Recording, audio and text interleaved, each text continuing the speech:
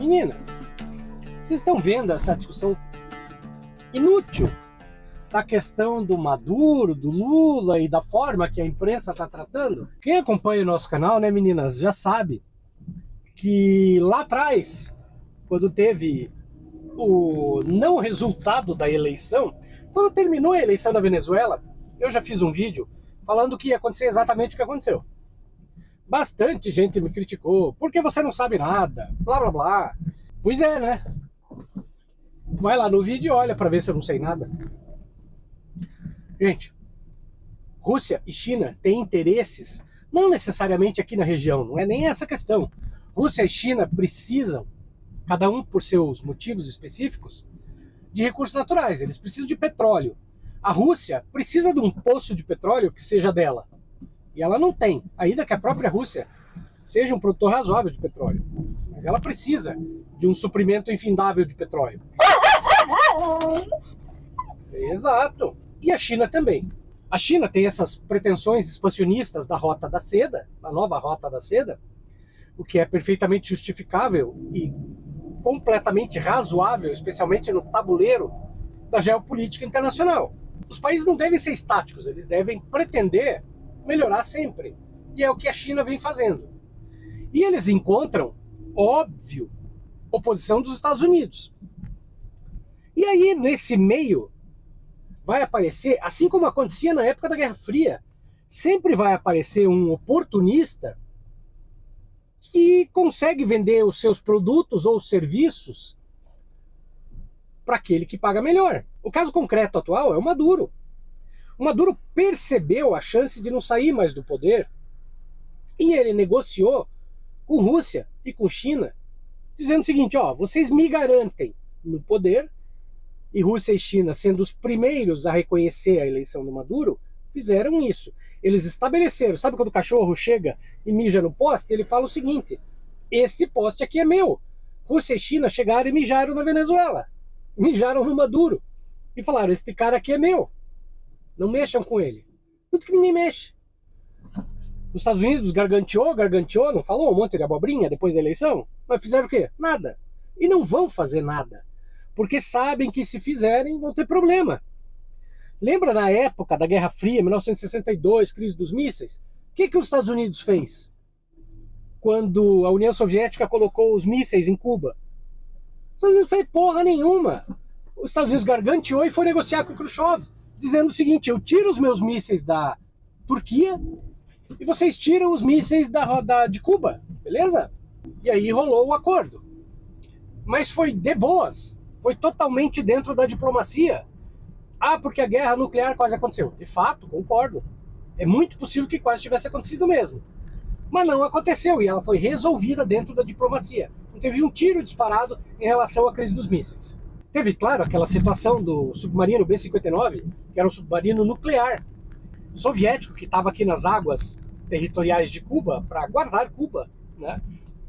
E rolou uma treta ali entre um navio americano e o submarino, e um cara lá, o Vassili, eu já retratei essa situação aqui no canal, tem um vídeo sobre isso, ele, russo, sozinho, impediu a Terceira Guerra Mundial, sozinho.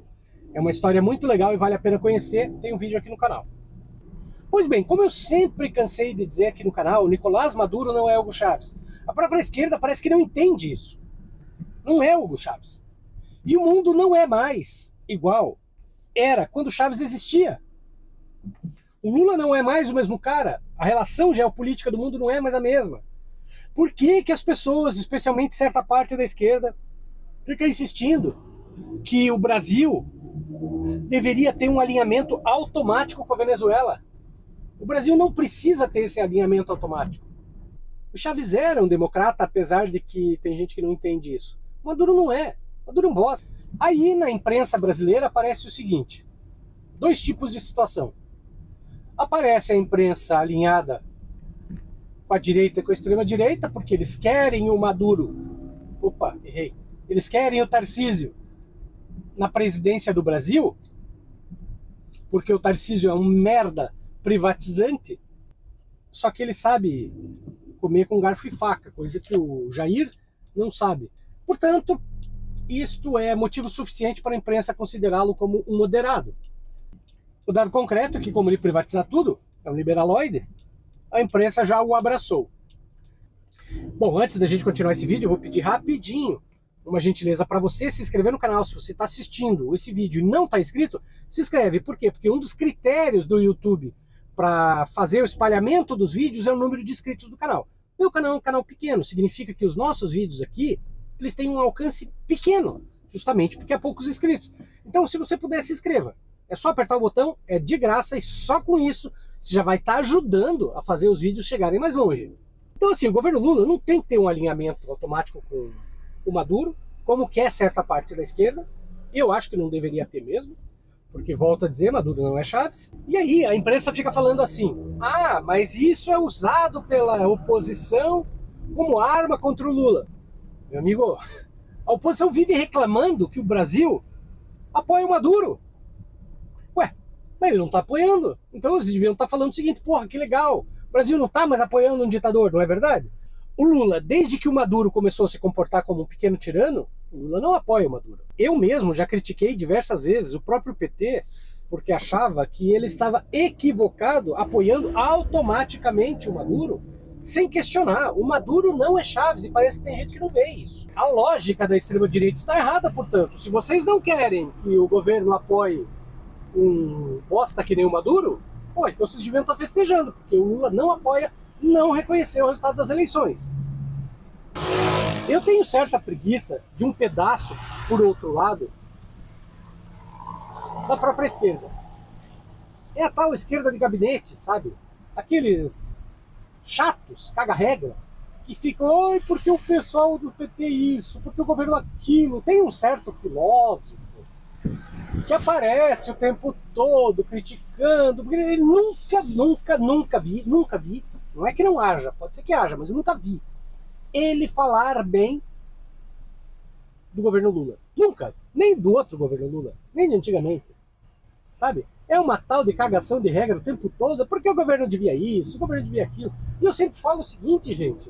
Para vocês que são aí todos teóricos, e é importantíssima a teoria, o conhecimento dos livros e da academia é importantíssimo. Mas a realidade, às vezes, precisa ser aplicada. E não tem nada mais broxante do que tentar aplicar uma realidade que você conhece nos livros e não consegue fazer isso funcionar na vida real. Porque, como dizia o Garrincha, você tem que combinar com os russos, meu amigo. Nem sempre a coisa é tão simples. Então, sabe aqueles caras comunistas exagerados, assim, que fala, por que o Lula isso, por que o Lula aquilo, blá, blá, blá, blá, blá. Meu amigo, o Che Guevara falava uma frase que eu acho essencial. Ele dizia o seguinte, para fazer uma revolução é necessário muito mais do que um revolucionário. É preciso ter um ambiente revolucionário.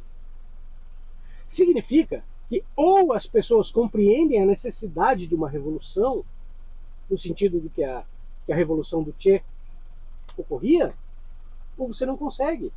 E a prova disso é que ele morreu tentando. Eu só estou dizendo que tem que ter racionalidade na hora de fazer as coisas, porque isso é pior para nós. Porque o que acontece? Quando o nosso discurso não dá certo, a oposição se aproveita e fala, tá vendo? Comunismo, esquerda, tudo isso é um lixo, lá, lá, lá. E por que a extrema-direita sempre nada de braçada? Gente, porque as pautas da extrema-direita são 2 ou 3, e todas elas muito simples. Todas elas baseadas normalmente em bobagens, em ficções, em pânico moral. E o povo, como não tem conhecimento, embarca.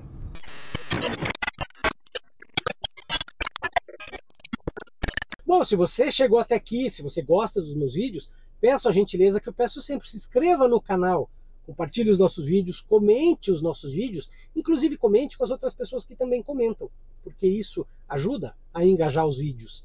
E engajando o canal, você meramente se inscrevendo, comentando os vídeos, você já vai estar contribuindo para que o canal chegue mais longe e a gente consiga ampliar as nossas ideias, porque o que a gente quer é mudar o país.